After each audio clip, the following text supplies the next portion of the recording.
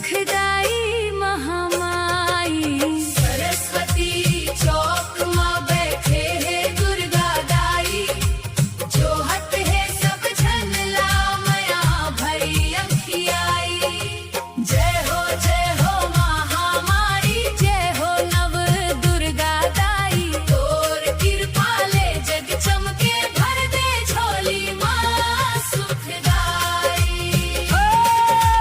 जय हो महामाई, जय हो नव दुर्गा दाई, तोर कृपा ले जग चमके भर दे झोली माँ सुखदाई।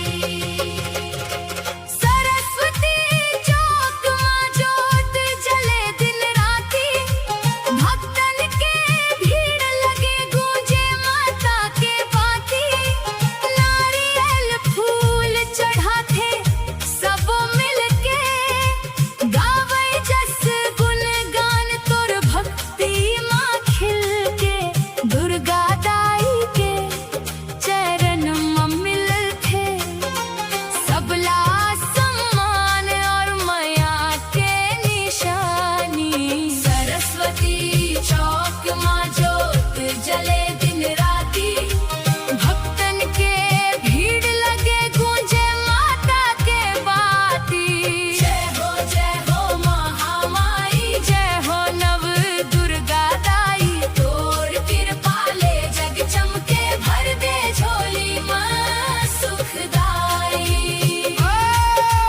जय हो महामाई, जय हो नव दुर्गा दाई, तोर कृपा ले जग चमके भर दे झोली माँ सुखदाई।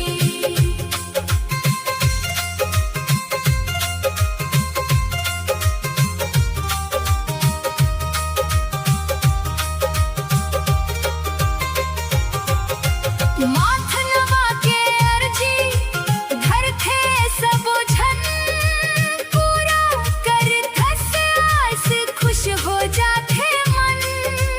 दुख पीड़ा ला दूर भगा थस मैया, देखस मैया खास ओ शेरा वाली दैया।